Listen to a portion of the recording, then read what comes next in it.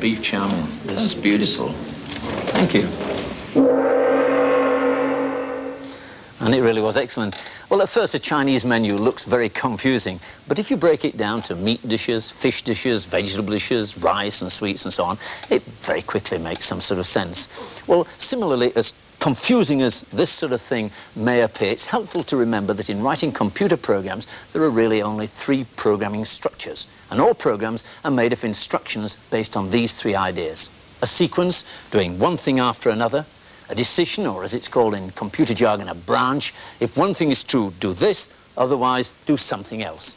And a loop, doing something over and over again. We can see these 3 principles in action in everyday life. And here's something we've all had to endure in our time.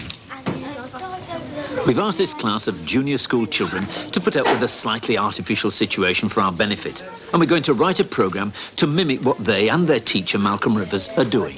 Stop there, please. Put your pencils down. I'm going to do some tables work this morning.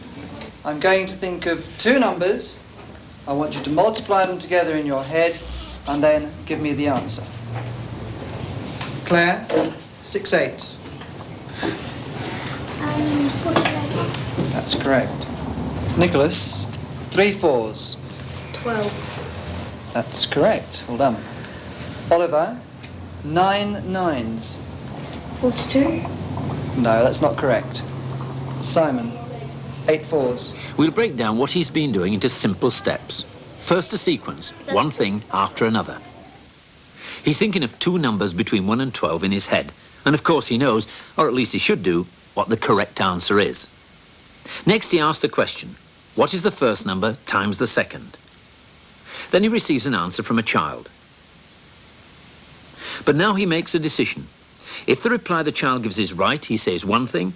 If not, he says another. And then last of all, he goes back and asks the next question. In other words, he repeats the process again. Well, that gives a pretty simple design for our program. I think it's always important to have something written down on paper to work on before you start tapping away at a keyboard. Well, the first thing Malcolm was doing was thinking of 2 numbers in his head. So we need to do the equivalent of this electronically. Inside the computer, we need to create what we call variables. Well, I think of a variable as an electronic box that we give it a name to. The contents can vary, but the name stays the same.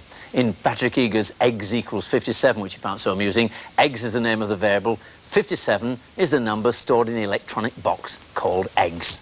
Well, we can start off with Malcolm's first number, and we'll call the variable first, and his second number second. And he had to think of a number between 1 and 12. We'll do it with a pair of dice. His first number is 11. So we'll store that in that variable. Second number, which he thought of, is a 6, and so we'll store that there. And then he multiplied the 2 together, and in his head he kept the answer, which we'll call correct. And 6 11s are 66, and that's the number that he has in his head. Well, we can program that now on the computer, and some genius has programmed it so I don't have to type in every word. I wish all programming was done like this. All I have to do is to touch the space bar and automatically the instructions come up. It's absolutely marvellous. Well, the first variable, we call first, is R&D brackets 12 is a random number between 1 and 12, which is exactly what he was thinking of in his head. The next one is 20.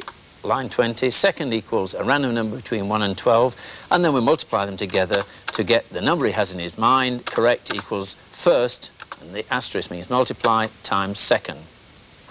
Well, the next thing he did was to ask a question, and we get the computer equally to ask us a question. Print, and after the print, in inverted commas, whatever appears between the inverted commas is actually printed out on the screen. What is first? And it will take the contents of first and put them in there, again in inverted commas, times second. It will take the contents of the variable second and put it in there. So print what is first times second. Well, when he's asked the child that, the child will give a reply, and we create another variable called reply. So Malcolm says, what is 6 times 11? And the child may answer 56. And that's his reply. So we call this variable reply, and it will contain that number. So we need to have a method of getting that number into the computer itself. So the next instruction, and here is a command input, that's the computer asking us for input from the keyboard, and we will input a number which will be stored in the variable reply. So we've done that ask a question, get a reply, and now we go on to is the reply correct. So far that's a sequence of instructions. They're obeyed one after the other. Now we come to the branch, which is a very key part of any computer technology. If reply, which is the number that's been input from the keyboard, is equal to correct, then print, and inverted commas again, right. Else, and that's quite important, that else, not otherwise or, it's just part of the language of BASIC that we're particularly using on this machine. Else, print, inverted commas again, wrong. And that's a nice little program, and it will run, and we can actually do that. I simply type run. What is 11 times 9? 45. I really do know the answer, of course, but I'm really testing the program. Wrong. So it's right. Ha, got that one. Run again. What is 5 times 1? 4. Wrong. Run again. What is 8 times 10? 80.